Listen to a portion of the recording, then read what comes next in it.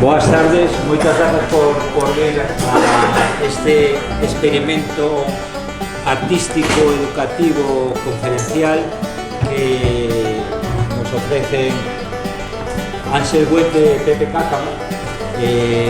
Ángel Huete, cando comenzamos a falar de facer esta conferencia inicial, xa me explicou que non quería falar al uso do seu traballo. Estivemos falando sobre como se podía plantear esta conferencia. Tivemos a fortuna de que Pepe e máis Ángel ofrecesen esta que é casi como un estreo mundial.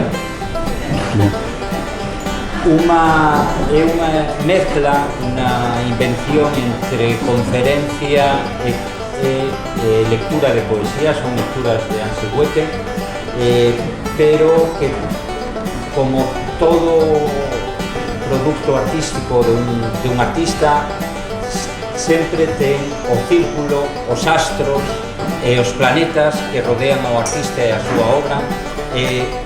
Todo iso, todo ese sistema solar que se entenden en estas poesías forman parte tamén da estructura e o texido da obra de Ángel Huete. Será unha forma de entrar diferente, moi al uso da liberdade educativa desta escola, que sempre queremos mantenela, e sin máis podemos empezar a falar.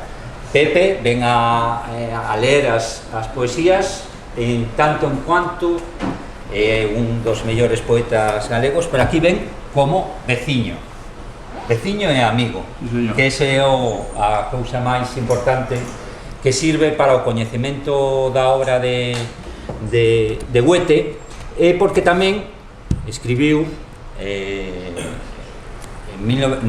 1917, publicaron As artes da vida de Ángel Huete, escritas por José María,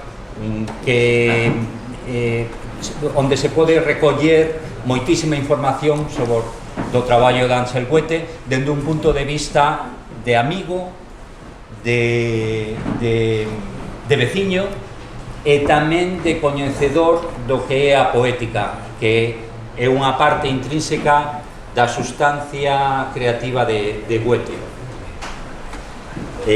Sin máis, non vas ti facer unha presentación máis...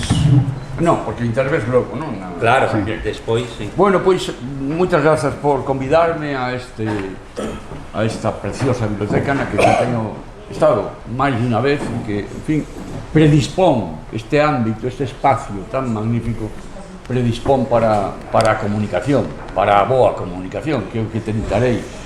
Ben, gústame esa presentación que Darío fixo de min como veciño de Ángel Huete, efectivamente, amigo e veciño, como amigo, pero en este caso, ademais, eu engadiría que receptor dos poemas de Huete, receptor analítico dos poemas de Huete. Hai 5 ou 6 meses, creo que coincidía co teu cumpleaños. Sí, bueno, axustámoslo para que sea máis redondo, sí. Ángel me sorprende dicíndome que ten... Bueno, primeiro non me sorprende, ten un poema de hai 20 anos. A ver que opinas. Mándame o poema de hai 20 anos e me parece que estaba bastante ben. E dixen, por que non te animas a seguir? Ángel animouse e comenzou a enviarme con frecuencia. En este momento creo que vamos polo poema número 40, o que está bastante ben para 5 meses. E a sorpresa inicial pola boa feitura dos poemas, pola boa construción, polo mundo imaginativo que eses poemas transmitían, polo bo discurso, vamos a decir, conceptual e ao mesmo tempo emocional, a sorpresa inicial foise convertindo nun proceso de reflexión e eu cheguei a comprender pronto que non debería sorprenderme. Por qué? Porque Ángel realmente, ainda que todos o coñecemos como artista visual, como pintor, non deixou nunca de ler poesía. É algo bastante frecuente no mundo das artes visuais, non? A afición dos pintores á poesía. Ángel leu sempre poesía. En segundo lugar, Ángel é un formado e un home sensible, e no momento en que decide facer poesía, faino con absoluto rigor e vai conseguindo, pouco a pouco, unha sólida voz de poeta. Ao principio, no comenzo, eu lle daba certas orientacións, correxíalle algún desvío, sobre todo polo uso de palabras que eu considero tóxicas no poema, que non se debe utilizar nunca. Facíamos de vez en cando a broma de unha palabra que él non empregou, pero dice, non se te ocurra nunca decir Verxel, por favor, non? Nunca dixo Verxel, pero esa é un pouco a liña de palabras tóxicas que hai que evitar. Pero logo, bueno, fui descubrindo que Ángel ten un sentido innato do ritmo poético. Xa sabemos que o ritmo do poema non é o mesmo que o ritmo da música. Ángel é moi aficionado á música, é un gran escoitador de música clásica. Ainda que son mundos distintos, a música do poema e a música dunha sinfonía, poñamos por caso, que, de embargo, en algo, evidentemente, están emparentados. Por tanto, ten garantido xa o control da música. Despois, el concibe o poema como, xa veredes, porque os vou ir lendo, como unha reflexión a partir de vivencias que teñen que ver maiormente ca súa experiencia artística. Non tanto como creador, sino máis ben como gozador da pintura e da escultura e da arte de outros, de artistas da antigüedade ou máis modernos. Entón, en cada poema veremos esas dúas partes que se van imbricando de unha maneira moi sabia, a reflexión, a evocación de escenas da súa propia historia nas que se encontrou con determinados artistas, coa obra de determinados artistas, e esa combinación está moi ben resolta, o reflexivo e o vivencial. Bueno, en definitiva, estes son os ingredientes fundamentais dos poemas de Ángel Goethe.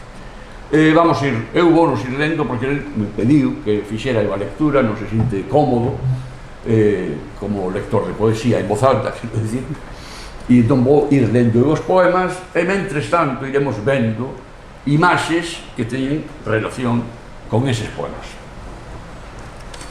Xunto con pinturas de Ángel Goethe, sí. dado que é como un habitáculo destes artistas onde se convive a súa pintura, os artistas un pouco que inspiran a Ángel Goethe, que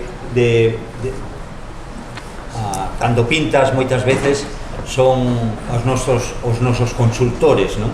Cando estás no momento do traballo, cando tes dúbidas, todo ese mundo que te rodea de outros artistas que te inspiran sempre te axudan a dar unha resposta nestes momentos de dúbida na creación dos cadros, non? Ademais, bueno, ese diálogo que nas imaxes se establece entre a obra de Ángel e a obra de outros é, de alguma maneira, paralelo ao diálogo que nos propios poemas se establece entre a obra artística de determinados autores e a súa vivencia persoal, o seu mundo persoal. Porque aquí, indudablemente, está o eu, aínda que transformado en eu poético, está o eu biográfico de Ángel Goethe, naturalmente.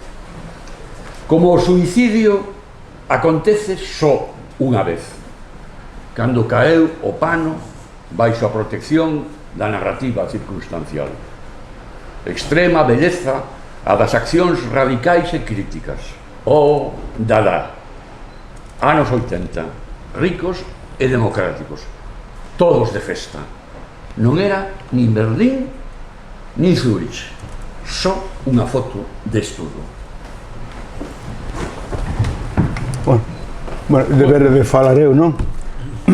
Bueno, pero espera, queres o micrófono? Bueno, sí.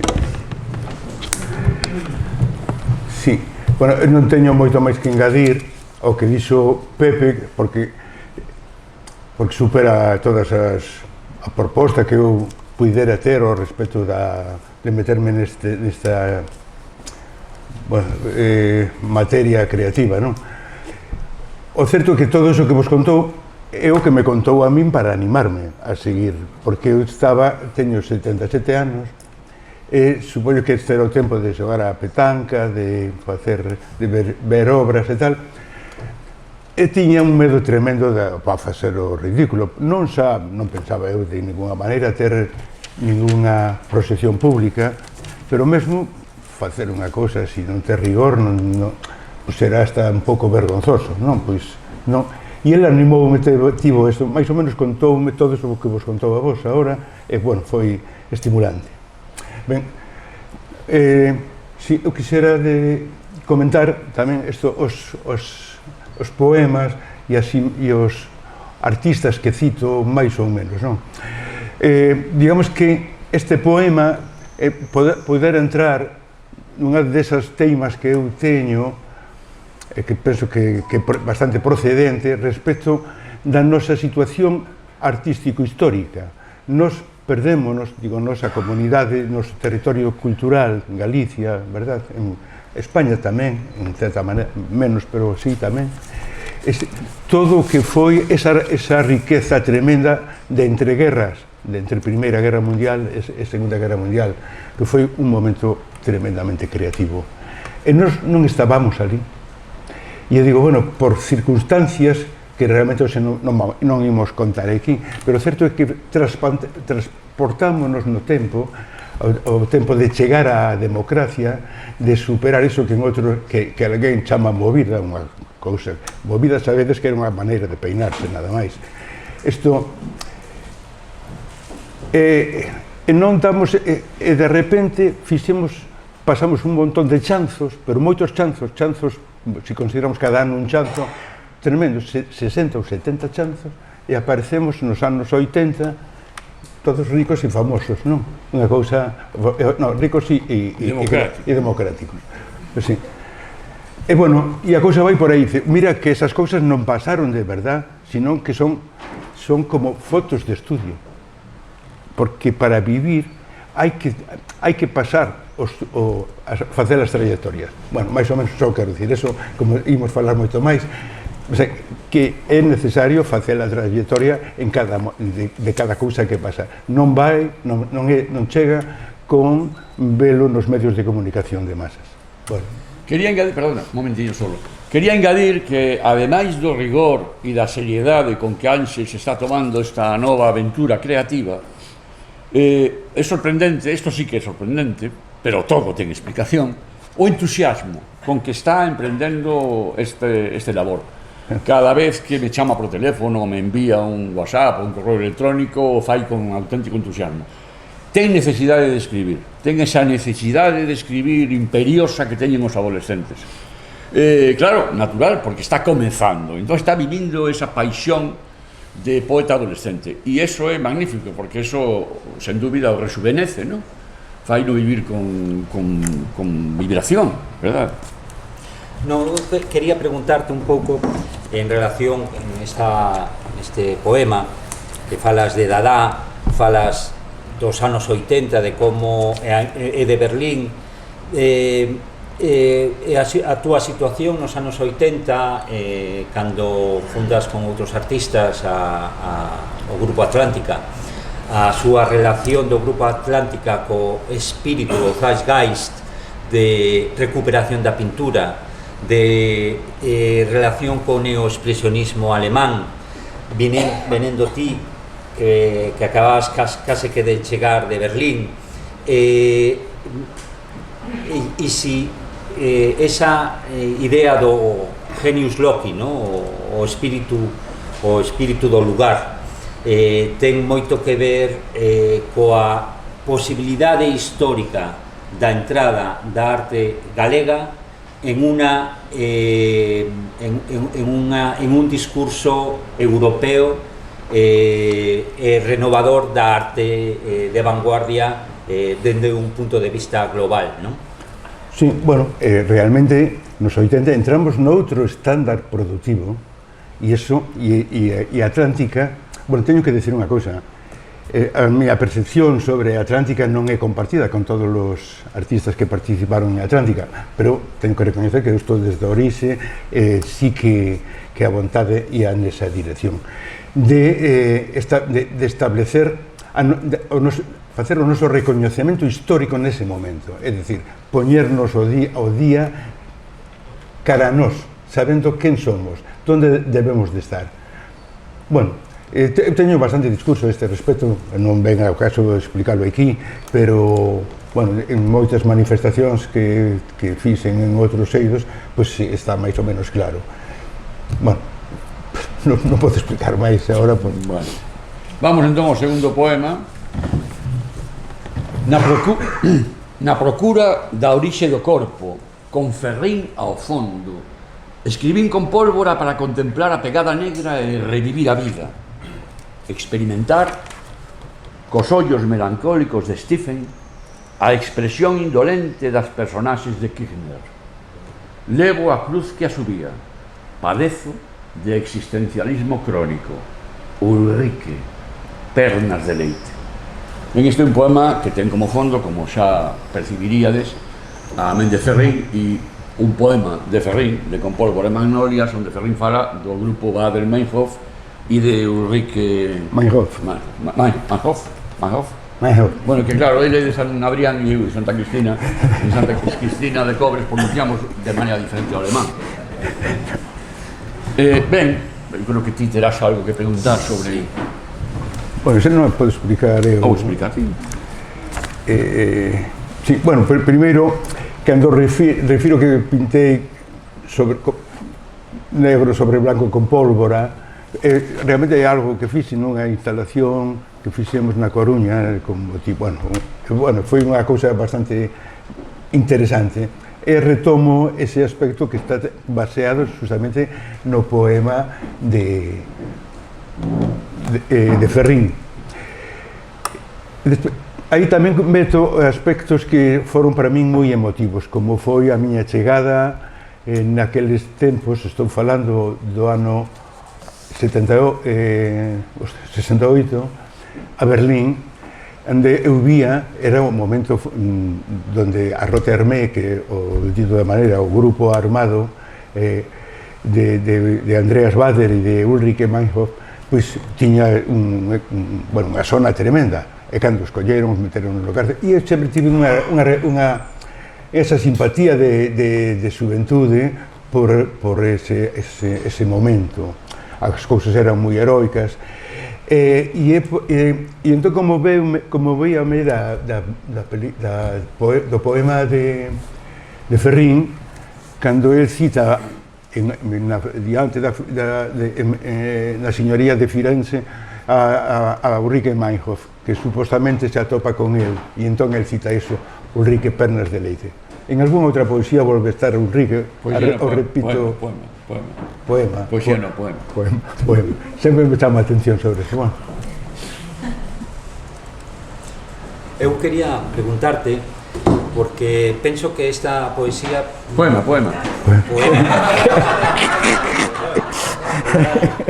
R que R, digo.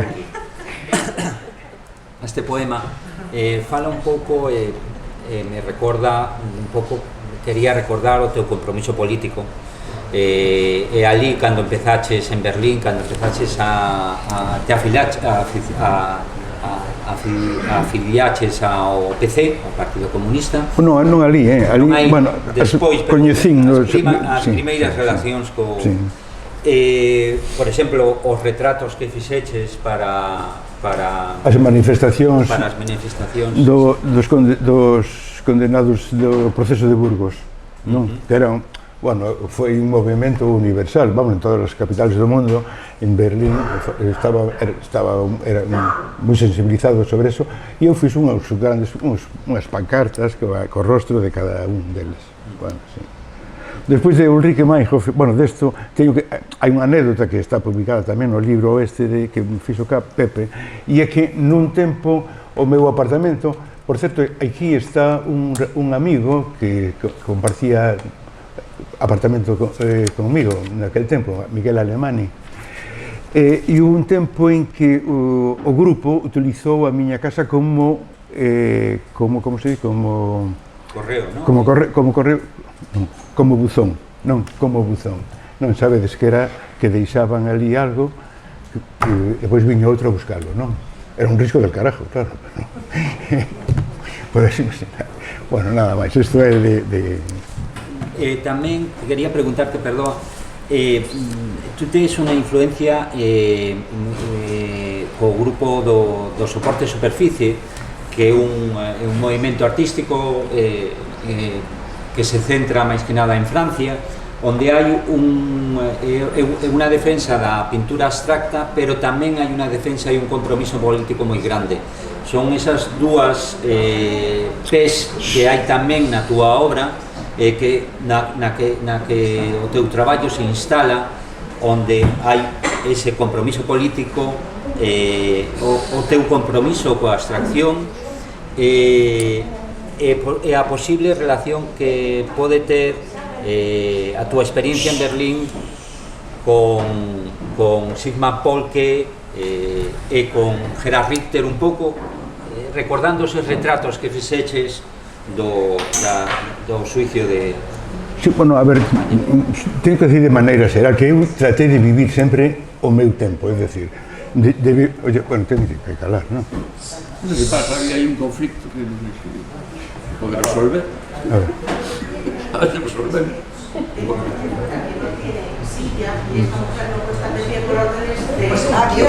Hay aquí una silla. Hay aquí una silla.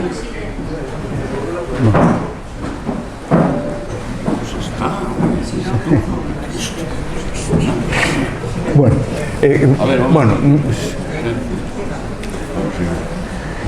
bueno, estaba dicindo que eu, en todo caso, que sempre tratei de vivir a produción pictórica, o exercicio pictórico, digamos, a pertinencia de ser artista, considerando o tempo no que estás.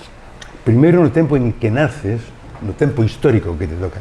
Por lo tanto, digamos que eu, como teño un longo percorrido de 60 anos pintando, non? Pois claro, pasei por diversos paradigmas referentes de traballo, fun asumindo, bueno, circunstancialmente cousas, non? Que despois tanto as asumía nun tempo como tamén despois quedaban desplazadas tamén co paso do tempo. É dicir que non pintei sempre o mesmo cuadro, non? Que sempre me dispuxen a que cada un deles reflectira correspondera co momento en que se facía. Bueno. A pregunta de Darío é moi pertinente en relación precisamente con este poema, porque do mesmo xeito que nas artes visuais, na plástica, se está producindo en ese momento o diálogo entre o compromiso político e unha nova forma de expresión, ou vamos a decir unha expresión non pedagóxica, non didáctica, non real socialista. O mesmo fai Ferrín. Ferrín en Galicia é o primeiro poeta que é consciente da necesidade de conciliar o compromiso político co compromiso coa propia obra. E con Pólvora e Magnolias, en ese sentido, é todo un síntoma. Non é, digamos, que Ferrín invente esa solución, pero, bueno, abre un camiño bastante claro de diálogo entre unha poesía construída con certa complexidade, con un mundo rico, e ao mesmo tempo sin abandonar unha expresión na que ten cabida, aínda que non exclusiva, en ese libro ten cabida o compromiso político, non? Creo na capacidade da alegoría, na forza simbólica da fala, no poder seductor do poema. Entendo a pomba como emisaria da sustancia fecundadora, rayo de sol que atravesa o vidro sen rompelo nin manchalo. Réndeme o espectáculo visual. Xenuflexo, o arcanxo Gabriel. Xenuflexa, María. Desde a distancia da contemplación, deixo-me levar na brisa da táboa pintada ao temple polo frade Angélico. Eu o que entendo un pouco en esta poema, a mí me leva o concepto de inspiración, pero non sei cal é a túa relación co concepto de inspiración, esa cousa que se chama as musas, porque o teu traballo, ti o dis varias veces en el libro de Pepe tamén sae, que ti intentas separar, digamos, os sentimentos moitas veces do teu traballo. Buscas unha objetividade.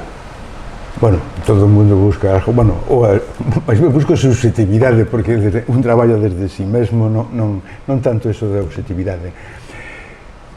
Explico, podo explicar, sempre fui un artista de carácter frío no sentido de non utilizar apoiarme na emotividade do que pinto, distanciar, xenerar distancia.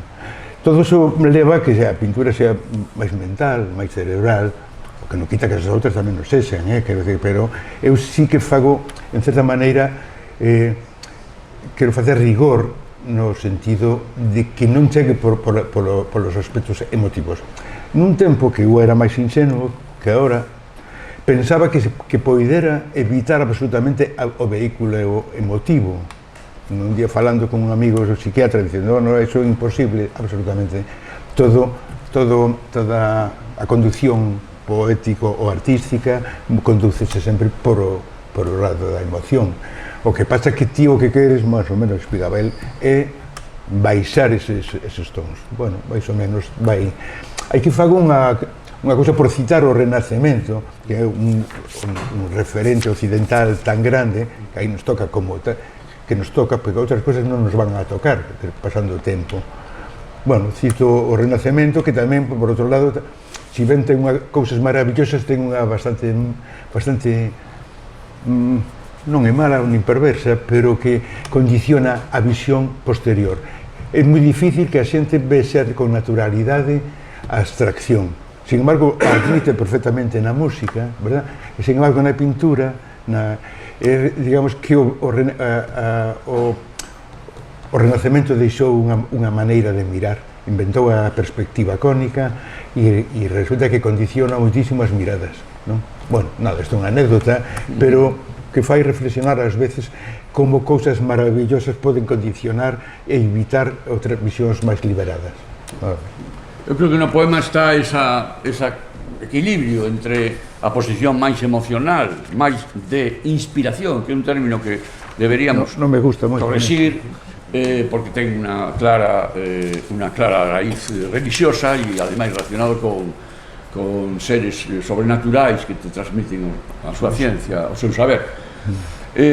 Habería que falar de estados de creatividade que xa os neurólogos están estudiando, ademais algún día van a localizar exactamente onde se producen e como se producen, non?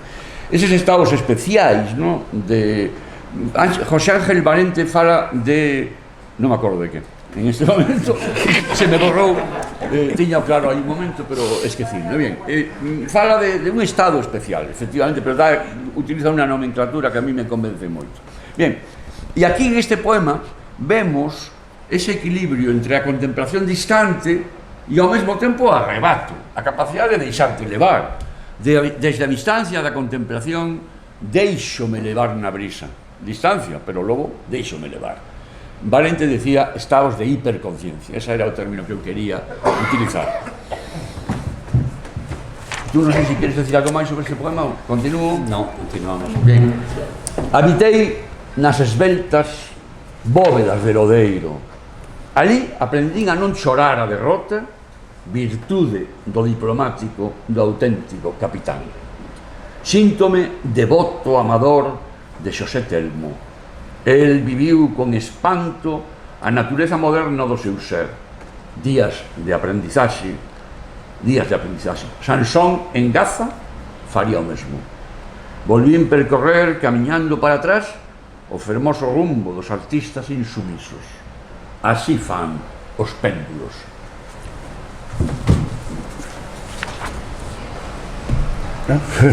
Lodeiro, bueno, claro, de Lodeiro. Bueno, sí, eu teño máis artistas que admiro moitísimo, non? Pero a cousa con Lodeiro é tremenda, non? Pois fomos amigos. Lodeiro era un tipo moi especial, como sabedes, non? Atrabiliario, unha cousa dura, bueno, exaltado, non fai falta retratalo máis, pero eu fui moi amigo del, pero sobre todo fui un admirador enorme, porque sempre admirei algo que el nunca me contou, pero que tivo que pasar de alguna maneira, e é onde el aprendeu as bases, os fundamentos teóricos por os cuales el pintou, porque esa pintura que fai el non se pode pintar sin ter fundamentos teóricos, é dificilísimo estar. E ele ocultaba eso porque tiña esa alma de obreiro, sabedes, el tiña un horario que entraba como os obreiros da Citroën, facía todo así. Bueno, teño que dicir que para min seguramente é o artista máis importante do século XX de Galicia, de do mundo, pero que agora, como o mundo nos queda, para o mundo somos terceira división, pois estamos mal. Isto, e só sinto que del ás veces se ve pintura que non é a que hai que ver xa, porque cando ele aprendeu. Hai que considerar que ele, sendo un home que ven do proletariado, que é un obreiro, empeza a pintar porque non vai a ninguna escola de arte, de ningún tipo. E entón ele, as primeiras pinturas son puro aprendizaxe. Por lo tanto, ele sacaría esas primeiras pinturas para entrar a consideralo a partir de un tempo onde xa é unha cousa maravillosa e increíble. Bueno, podo dicir, notase que estou emocionado e enamorado do personaxe, non? Bueno. Eu quería preguntarte, ese compromiso, ese orixen tamén de Lodeiro, da clase obreira, e o teu compromiso tamén, desde un punto de vista, bueno, é importante todos os cadros que se chaman albaniñería fina, a instalación, ten que ver con esa relación de compromiso coa clase obreira? Non creas que eu fun por aí, non, a ver, o meu compromiso non foi moito por aí, quero dicir que ia máis ben de citar os acontecementos, quero dicir que a mí non se me pasaban non esquecía as guerras que estaban pasando e utilizaba eso seguramente na maneira de pintar, nas series que facían nese momento e nos títulos, verdad? Pero, sin embargo, non insistía moito en eso. Penso que o aspecto máis interesante que eu tratei de contribuir aquí era aquel de revisar o concepto relativo a pintura realista, a abstracción como realista. Isto son termos que se utilizan moito, sobre todo por teóricos franceses naquel tempo, para rebatir un pouco as teorías soviéticas, onde se pensa que a arte funciona, bueno, como xa coñecemos, sobre esas imaxes heroicas de obreiros con muller e súas esposas, ou obreiras e súas esposos. Bueno, non, a abstracción tamén é realista. É dicir, non evita a condición de vivir un momento. Bueno, e iso sí que digamos que traballei moito en ese ámbito teórico. Bueno, mira, tamén quero dicir que despois para nós foi unha maravilla, pois tamén a morte de Franco, porque a partir de superar a situación do franquismo, que había unha falta de información maior, tamén hai que esquecer isto, daquela non había literatura sobre arte, e moito menos en imaxes, de maneira que era inevitable viaxar. Bueno, para nós a realidade era que se producía fora de España. Bueno, esa é parte das miñas teimas. Interpúxose un espello entre o obxectivo e o matrimonio en pose. Despois do revelado, apareceu na imaxe a escena reflectida polo espello, a filla da parella, dúas amigas dela, portuguesas, uns ananos, unha monxa, un can e Diego, o fotógrafo, no momento de pulsar o disparador. Na parede do fondo, o azar enmarcou noutro espello a imaxe da parella en pose.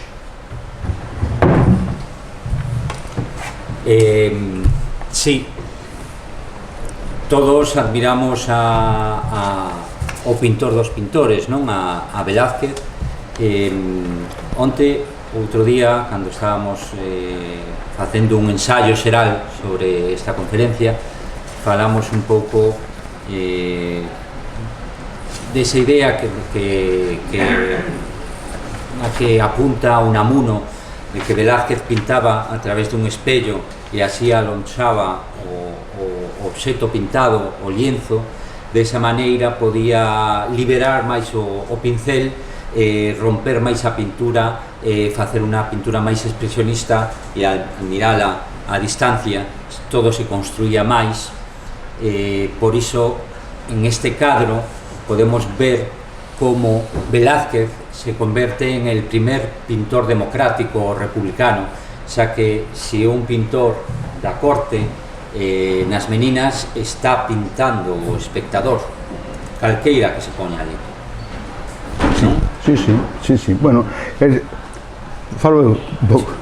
Bueno, sí, sobre a teoría do xogo do espacio que está nas meninas é enorme, non? Porque está cheo de enganos e propostas diversas. Naturalmente, o pintor está sempre onde está o público, xeralmente, ten o mesmo punto de vista, e el xoga con esta cuestión. Non quería xa meterme en eso, que pois, desde Michel Foucault, moita xente traballou sobre eso. A mí pareceume interesante facer esa reflexión ao respecto de convertir ese momento nun momento de fotografía, donde un fotógrafo profesional, non, se dispón a obedecer un traballo que é fotografar aquel matrimonio, que ese matrimonio que aparece aí, verdad? Que son os reis, pero un espello interpose, unha cousa pequena interpose no medio da trayectoria do foco e aparece ese cadro. Únicamente, pretendo transportar eso ao feito de que Diego non é un pintor, sino que é un fotógrafo e está ali colocado, que explica moitísimo o feito propio da disposición do espacio no cuadro. Bueno, penso no mar altivo, distante das súas representacións pictóricas. Tento inutilmente guardar a impresión do espectáculo cando abandonei a Papillón e Vidal Souto nas terrazas toldadas, e agora teño que pronunciar a palabra en alemán tal como se pronuncia en San Adrián, en Santa Cristina de Cobres. Él ahora me pronunciará e di como se pronuncia en San Adrián. Claro, nós ali decimos Kung Furdist, nos atascamos cando queremos decir. Non somos capaces de rematar a palabra. Ahora vas a ter que lelo na miña parroquia, na del, a ver, como é? Digo que vas a ter que lelo de novo, despois, sí. Claro. Kurfürstendamm, pero se te dice que ali din tamén Kudan, o sea, ti di Kudan. Bueno, claro. Guardar a impresión do espectáculo, como cando abandonei a Papillón e Vidal Souto nas terrazas toldadas da Kudan. Entre o mar e a miña ollada interponse un pano branco que me impide ver. Cínguese a miña cabeza e debuxa o meu rostro. Estou pensando a gramática de René Magritte.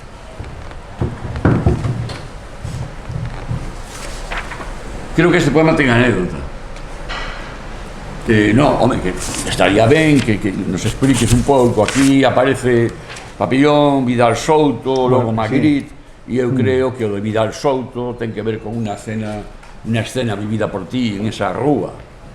Sí, bueno, Vidal Souto é outro, morreu o ano pasado, outro gran pintor que moita xente non coñece, vai a pasar desapercibido, porque tamén ten unha parte moi interesante pola que tuvo que vivir, que ten menos densidade que de outra que era magnífico. El acompañoume na Berlín no mesmo ano que morrera meu pai. Eu estaba un pouco abatido, ia para ese apartamento que convivira con tanta xente, muitísima xente conviviu comigo naquele apartamento, e neste momento ia eu só, e coñecín a Vidal Souto, e lle dixen que ia para Berlín se quería vir, apuntouse, non? Bueno, e dali, claro, era tempo de Franco, non? Pintou unha cantidade de cuadros que aquí non se poderían pintar, vamos, porque, pero pintou, incluso a Franco puxo sobre un cabalo de cartón, bueno, unha ridiculización absoluta, non? Con un sombreiro dos periódicos con forma de barco, en fin, entonces, e viñemos para aquí despois e fixemos dúas exposicións, unha en Ourense e outra aquí en Vigo, e xa na de Ourense xa veo a policía a petar as cousas, bueno, de xeito que, bueno, ten esa parte simpática, non?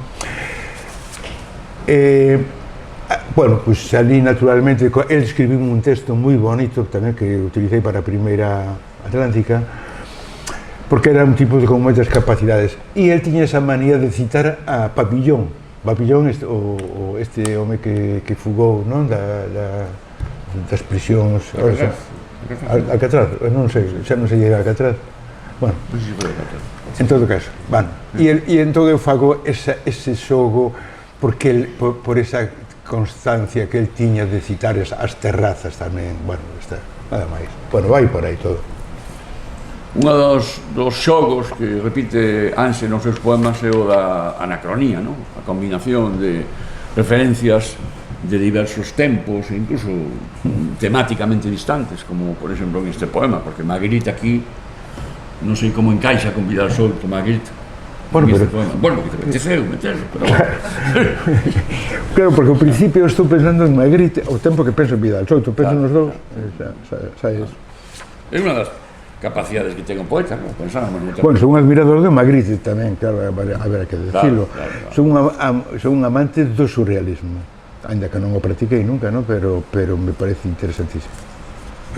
Sigo, bueno, sí. Púxenme fronte a espello, obxeto antigo, cegado polo tempo, decidido a silenciar o seu pasado. O azougue da memoria ocupaba toda a superficie. En tempos mellores, reflectiu a imaxe de Rembrandt e viu medrar o artista en 90 autorretratos. Por caridade, decidín esnaquizalo en acción de eutanasia. Bueno, eu te quería preguntar sobre, en relación con estos retratos, autorretratos de Rembrandt, que facía cada 20 anos, ou 10 anos, non sei ben. Non, cada menos, porque fixo 89. Claro, non podía esperar un ano porque non vivía, non podía esperar, tinha que esperar menos de un ano, vamos. E ¿cómo se convierten esta serie de cadros de autorretratos, cómo se convierten en una testimuña do tempo do artista? Quería saber como vivías tú eso que penso eu tamén que temos os artistas, que os nosos cadros son unha testimuña dos nosos pensamentos, da nosa vida, da nosa forma de vivir e a nosa ética, non? Como vives esa diferencia na túa pintura e no teu pensamento despois dos anos, non? Non sei se me explico nada. Non, cóstame collelo, Bueno, o paso do tempo, non? Como se reflicte na túa obra a túa propia conciencia do paso do tempo? Supoño que isto máis ou menos... Sí, bueno, pois de unha maneira terrorífica, funesta, o sea, penso que isto é unha cabronada facerse bello. Sí, non, é unha cousa tremenda que tes que asumir, pero é unha desgracia. Eu ás veces penso dos poetas románticos alemáns, que moitos deles suicidáronse aos 30 anos ou por aí, non? E pensar na inutilidade, estamos creados para un tempo e excederse é tremendo. Bueno, pero isto, digamos que sería a parte máis... Podemos facer outra charla sobre outra charla, sí. Non, en todo caso, para min é duro algo que se dixen antes, que pasas por demasiados paradigmas sendo a ti mesmo, é dicir, que tes que interpretarte a ti mesmo en diferentes edades, cando sabes que están cambiando as edades e estás cambiando ti. E iso sí xenera un espacio que require moita reflexión e que é generador porque tes inseguridades. Mesmo así, Ansel vai todos os días ao estudo e traballa incansablemente, non? Pouco, pero traballa, sí, por tanto, malia esa perspectiva que el ten agora de vello, pois non deixou de traballar, non deixou de non, porque non vai por aí, porque justamente a libido hai que alimentala, non? Entón alimentas a libido traballando, pintando, pero en calquera caso estás en un sobreesforzo que exixe moita coherencia cerebral, bueno, non sei, e ao mesmo tempo sufrimento. O do sufrimento, podo citarlo, é tamén unha constante na creación da obra.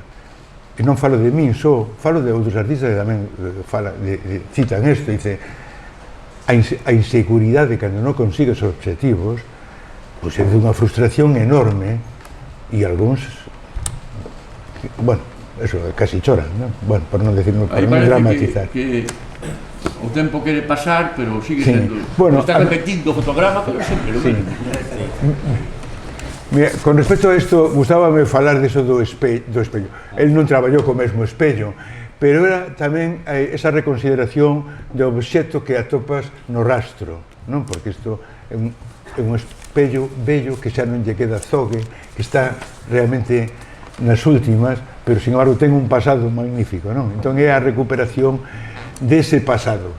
Ese espello foi testigo de 89 autorretratos de Rembrandt. É mellor esnaquizalo ante tanta, bueno, esta cousa que... Continúo.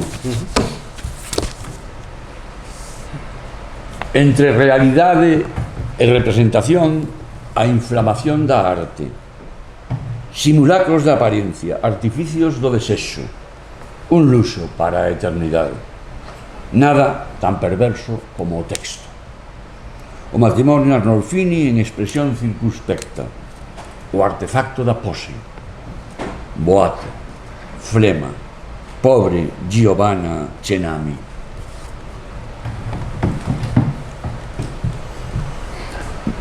Bueno, se non hai preguntas, pois, pensar nesta cousa con tanto boato, cando realmente Arnolfini, que era un comerciante exitoso, de decir rico, non? Pois, bueno, recurre a toda esta exhibición de poder, non? Nesa imaxe, e hai unha especie de utilización dela que vai abandonar pouco despois, vamos, e realmente parece esa ingratitude tremenda deste comerciante poderoso, non? Bueno, que triunfou, era un italiano que triunfa en Holanda, non? En medio do xordo bule-bule non ollo a música nin a palabra, só sinto o balbordo do sangue no vértice xeográfico do cerebro, onde habita o insomnio e xoga o medo insumiso. Conciencia do mal, goce do surrealismo perverso, o meu entendemento ao pairo, no mar as plácidas gamelas. Bueno, aquí a referencia pictórica ou artística, non hai nomes propios de artistas, hai só unha referencia ao surrealismo, sí. Ao que antes tamén fixeches alusión como unha clave, por lo menos as túas querencias, os seus intereses, aínda que non se reflicta na túa obra, non? Sí, sí. Sí, bueno, xa explicaste ti perfectamente, non? Seguimos, entón? Seguimos. No. E agora temos outro artista galego. Correa, corredoira, arrentes da terra, co cerebro ergueito e a gorxa rompente, proclama en 30 trazos radicais a impostura perversa do artefacto burocrático da retórica retorta. Catedral arcaica, Virxe do Rosario e das Artes. Derrota do progreso do refusé de París, das tardes romanas. Correa, corredoira, ruando, serra que serra, erre que erre. Aquí Ángel de un paso máis adiante no manexo da técnica poética e se atreveu con un poema onde o que controla de maneira moi clara é o fondo simbolismo, non? A literación, a golpe de R's, porque este é un poema crítico, bueno, un poema de aplauso e de louvanza Correa, corredoira, pero ao mesmo tempo é un poema no que subxaz unha intención moi claramente crítica frente a esa catedral arcaica a que el chama Virxe do Rosario e das Artes. Fala despois dos rechazados de París, non? E das tardes romanas, supoño, porque Correa, corredoira está en ese mesmo ámbito crítico, non? Sí, a ver, sí. Bueno, trátase, bueno, é unha crítica á academia, non? Hai unha academia da arte en Galicia, realmente hai unha serie de xente que non nos sentímonos antiacadémicos. E realmente pensamos que é totalmente retórica, é totalmente digamos, un artificio, é un pouco inútil, ¿no? Pero que vai moi ben para unha pretensión política de aplicación da cultura, é dicir, cultura blanda, convencional, pero que está aprobada dende unha academia. A academia acepta, propón eso e digamos que a institución asume eso con tremendamente. E Correa Corredoira é crítico ante unha solicitud que ten nun momento de alguén da academia, dice, mira, vamos, non quero saber nada, e el é moi valente cando el de maneira clara se opón a calquera colaboración ca academia, non? E eu quero apoialo desde esa maneira. Claro, cando falo dos refusés de París, estamos falando de cando se anula a academia, digamos que había o clásico salón de otoño, e cando empeza a ver os rechazados, esa é unha expresión contra a academia, e despois a academia cae olvídase, esquéncese, non? Sí, porque además os refusés son os vos, al final. Claro, son o nazismo, os que coñecemos, non? O arte degenerado, non? Pois sí, era... Bueno, a academia esta chamase Vice do Rosario, se imaginados unha academia que chama Vice do Rosario, que se pode esperar dela? Sí. No lóbrego fusco da noite vivín cego os pulos do artista adolescente. Boguei ao pairo nas augas escuras do meu tempo. Envolveume a néboa. Todo era gris. Da man de Tino Grandío saindo pánico. Rescatoume un cabro, pequeno, baleiro, só cor gris.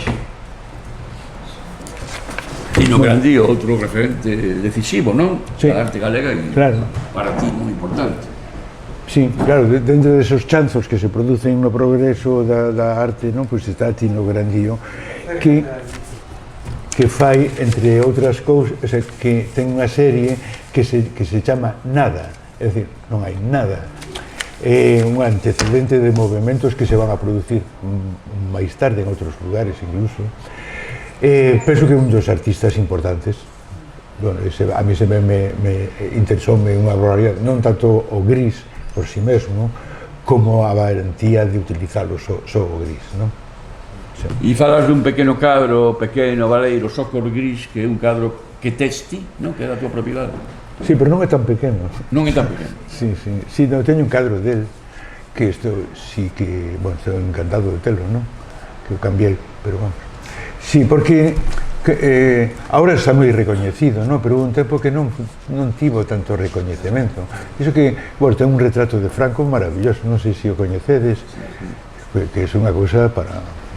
É peligroso, para cando o fixo era peligroso, coa cara... Sí, bueno, un enano, non? Sí. Parece un Creo que era un enano, mentalmente era un enano. Bueno.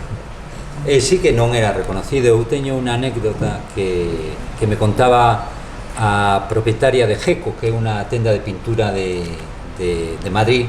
Me decía sempre, eres galego, como Tino Grandío. Tino Grandío tiña unha conta con eles e o anotaba ali os materiais que iba a comprar, e cada certo tempo levaba ao seu fillo para ir a cobrar, que era un fillo grande, para ir a cobrar a conta que tiña Tino Grandío. E Tino Grandío tiña 3 cans e os botaba aos cans e nunca o cobraron, a súa conta. Quedannos 3 poemas, creo que estamos en tempo, non queremos abusar. Presente, cor ingrávida, verbo, palabra densa, non pasamos así. Claridade do corpo, son para suspender no aire angustia e asubiar Tristán e Isolda. Aquí non hai pregunta. pasamos. A túa relación coa música é o que Sí, bueno, é co poema, non? Estou considerando tamén o poema dos outros, vamos, eso que... A palabra, non? A densidade da palabra. Verbo, palabra densa. Sí, eso é algo que me interesou sempre. Bueno, son excesivamente breves estes poemas, non? Pero non é... Hai uns moi breves, hai uns un pouco menos breves, pero eu, despois de ler a obra hasta este momento completa de Ansel Güete, 40 e tantos poemas, creo que de momento é a súa medida. Pareceme que está, en ese formato está ben. Eu aconsellolle non dar un salto ao poema, que non é necesario, porque para ese tipo de poesía que está facendo, onde hai esa combinación do reflexivo e o vivencial, se o poema reflexivo se é demasiado longo, coñazo. Entón, mellor manterse en esa línea de poesía. Por outra parte, eu creo que estes poemas son moi elegantes, e esa elegancia veñe tamén do formato. Bueno, un ollo inquisitivo exixía unha orde inédita. Caín, desorientado, desconfiado, incrédulo, pobre de min. As augas fondas víñanse en riba. Un descoñecido negro dirixía a ollada puritana.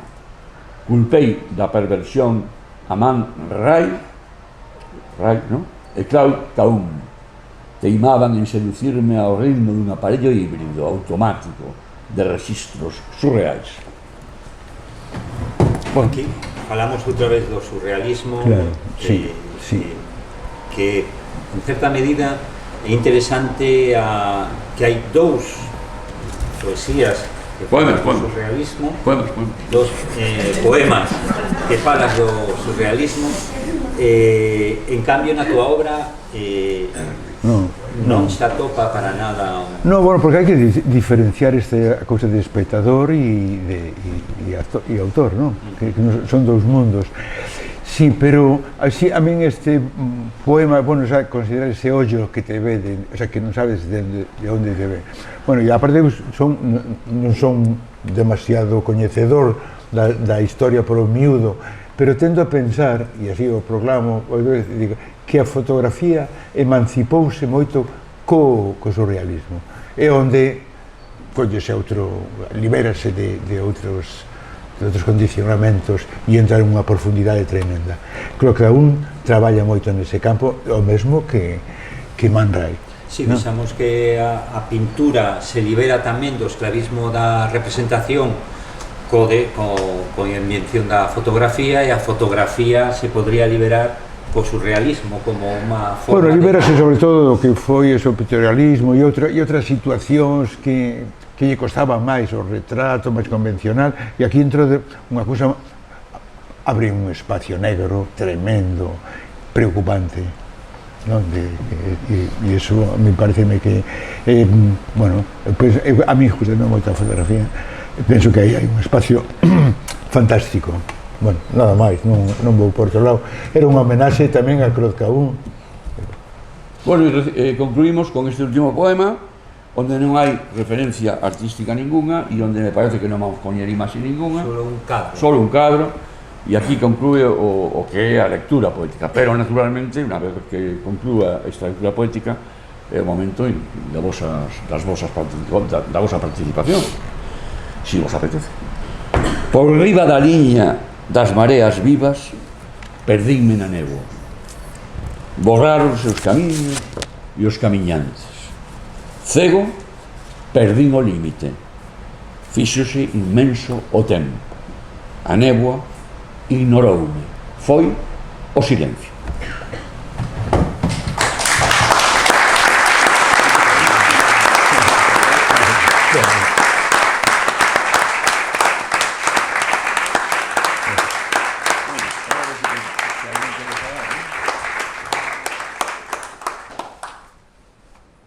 Si tedes alguna pregunta ou se queredes preguntar algo sobre todos os temas diversos que hemos focalizado pouco a pouco ao longo da conferencia e da lectura dos poemas, o dixen ben agora, Poemas. É que, vamos a ver, a palabra poesía refírese á produción poética en xeral. A poesía de Antonio Machado, pero se individualizamos cada un dos obxectos é o poema, non a poesía, un poema.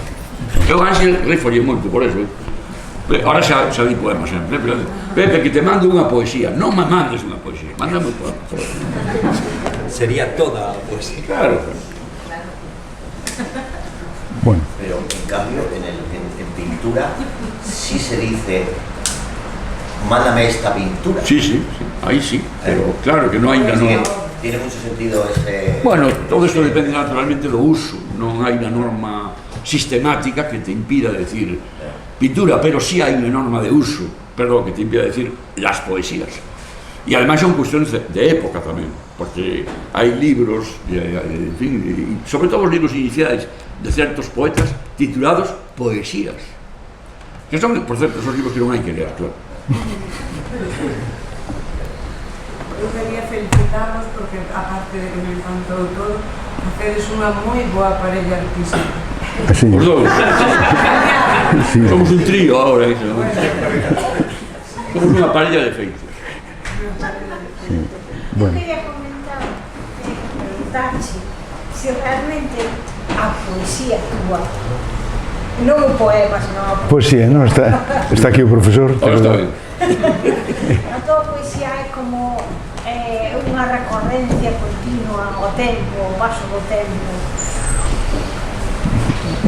Non sei, a ver, digamos que cando traballas te metes, te sumerses un pouco na acción, na produción de algo, e alguén, que neste caso era Pepe, te gratifica, non, dis, debo de estar facendo algo interesante, e sigues a traballar neso, vas collendo ti tamén as riendas do que estás a facer, e iso fai que fagas moitas cousas. Naturalmente estás vivindo ti, vamos, eu estou falando en primeira persona casi sempre, e non estou escondendo o ego, non? O eu, máis ben, non digo ego, o eu. Non, estou exhibindo, pero teño así como unha, o fago con natureza, non? Sin darlle naturaleza, non lle fago moito problema. Despois había algo que citaba antes Pepe, e é que hai un momento que non paras. El me di, para un momento, para, porque podes parar para volver a ser máis analítico, é dicir, se colles, é como unha carreira costa abaixo, te vas acelerando, e convén non acelerarse demasiado. O comprendo perfectamente porque tamén o utilizo na pintura, é dicir, cuidado, non te aceleres, reflexiona e considera. Respostei, non sei se... Sí, máis ou menos. Bueno, podemos marchar, Hai que... Bueno, ti falabas da parella de feito e tal, que, bueno, en fin, levamos unha práctica de moitos anos, pero en este caso, ademais, a obra, a actividade, o acto estuvo moi ben organizado, debemos llamarío en gran medida a organización deste acto. Houve unha preparación, naturalmente, eso non foi, como podes imaginar, absolutamente espontáneo, estivemos ensayando, e creo que o ensayo foi fundamental para que isto encaixase ben, o número de imaxes que iban a sair, o ritmo de proxección das imaxes en relación coa lectura do poema, as intervencións de Darío máis centradas na parte artística e tal, non? Bueno, e a comprensión desto, porque ele invitoume para que falara como pintor. E realmente estou nesa edade en que non teño ganas de falar de min, de pintura, sino que prefiro temas, outros non, pois eso de tantas outras cuestións. Mesmo falar das rotondas, que é un tema meu. Sí, bueno, rotondas... Isto, do que sea, pero claro, falar de mí é algo que... Non lle polas rotondas. Porque ten unha idea de por onde hai que collera, se pola do medio, pola de fora. Eu creo que hai que collera pola de fora, sempre. Dice que non. Que para iso hai varias. Bueno, en todo caso, quero dicir que parecíame ridículo falar de un mesmo, cando a plataforma natural son as exposicións, non? Incluso as cadros proxectados son outra cousa, non? E, por tanto, eu prefería que non fora así. Buscaba un motivo, Pepe suxeriu isto, a mí dábame vergonza, pero non te preocupes que eso vai sair ben. Bueno, E Darío foi un santo que admitiu eso, porque non estaba por esa proposta, pero asumínoa perfectamente e, bueno, fundamental na cousa. Bueno, a min daba moita vergonza, pero, bueno, tampouco xa non teño anos para estar así. Xa non te se dá para ter vergonza. Claro, por Todas eso. as ensaiastes tamén isto de poesía en ti, no? Sí, eso sí, sempre. Sí. Temos que facer entón unha conferencia os tres sobre a teoría da rotonda. das rotondas Rotondismo. e tamén incluir a decoración das rotondas, que tamén tamén eso a outro tema estética da decoración das terrible, rotondas. terrible, sí. Es un tema terrible. Por eso digo, as rotondas son un mundo. En Vilaboa hubo una rotonda que duró desgraciadamente muy poco, pero tú te acordarás de la. Resulta que xusto onde había que facer a rotonda había unha desas torres de Fenosa. Bueno, e por razóns de tipo judicial había un pleito, non a podían tirar. Entón, durante moito tempo, en esa rotonda no centro había desas unha das mellores estructuras de rotonda que Sí, no, se me llama unha cousa de Canaletto, esa cousa que está derrubándose, ¿no? Que está xa na última, moi bonito. E ainda queda ahora unha casa por aí tamén de Canaletto, total, moi bonito. E pois a rotonda máis peligrosa é a que está en Colla, porque ese barco que colocaron no medio te impide ver. Si está xirando, non ves o tráfico que hai polo outro lado, é peligrosísima, aparte de estéticamente peligrosa. Desde o punto de vista del tráfico, es muy peligroso. Sí. Bueno, pero rotonda.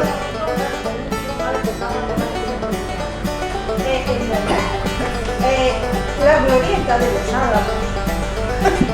Chamaba ya unha rotonda. Claro.